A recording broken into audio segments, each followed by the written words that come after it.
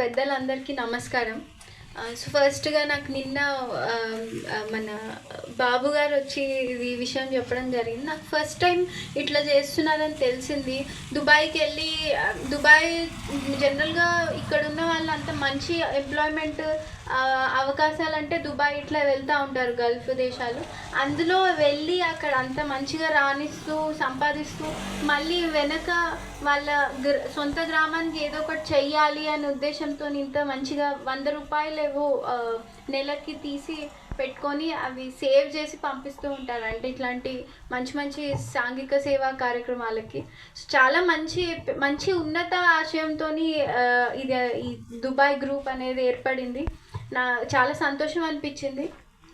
అయితే ఇక్కడికి వచ్చాక తెలుసుకున్నాను డిఫరెంట్ ఒకటి మన సైన్ బోర్డ్స్, ఎస్పెషలీ నేను పోలీసింగ్ విషయంలో అయితే సైన్ బోర్డ్స్ అని దాని మన ట్రాఫిక్ సంబంధించిన గ్రామంలో ఇంకా డెవలప్మెంటల్ యాక్టివిటీస్ కోసం చాలా కాంట్రిబ్యూట్ చేసినారని, అదే దాంట్లోనే భాగంగా ఈరోజు ఈ కార్యక్రమంలో మెయిన్గా ఫస్ట్ మీ అందరినీ మెయిన్గా ఇక్కడ మహిళలు కూర్చున్నారు, వాళ్ళ సతీమణులు వాళ్ళ ఫ్యామిలీ మెంబర్స్ అన్నారు. థ్యాంక్ యూ అమ్మ. మీరు వెనుక ఉండి ఇక్కడ అంతా చేసుకొస్తుంటేనే వాళ్ళు అక్కడ హ్యాపీగా సంపాదించి పంపించగలుగుతున్నారు.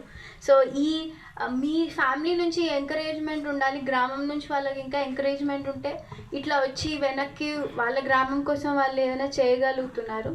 సో నా వైపు నుంచి పోలీస్ తరపు నుంచి అభినందనలు హృదయపూర్వకంగా వాళ్ళందరికీ.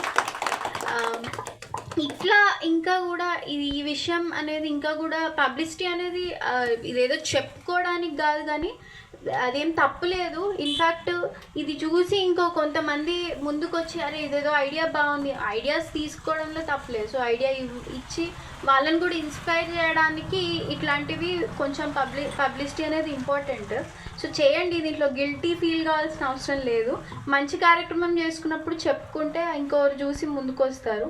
సో ఇంకా కూడా ముందుకు రావాలి, ఇంకా కూడా వెళ్ళే వాళ్ళంతా ఈ ఆశయాలతో ముందుకు వెళ్ళాలి అని నేను మనస్ఫూర్తిగా కోరుకుంటున్నా. లాస్ట్ ఒకటి నేను చెప్పదలుచుకున్నా, ఇంకా కూడా వెళ్ళే వాళ్ళు ఎవరైతే ఉన్నారో ఇక్కడ మాకు గల్ఫ్ ఏజెంట్స్ అని మోసం చేసి డబ్బులు తీసుకొని పంపిస్తా అని ఫేక్ ఏజెంట్స్ ఉన్నారు ఇట్లా దుబాయ్కి వెళ్ళే వాళ్ళ కోసం. సో అది దానికోసం మాకు లా అండ్ ఆర్డర్, మాకు పోలీస్కి చాలామంది బాధితులు రావడం జరుగుతుంది.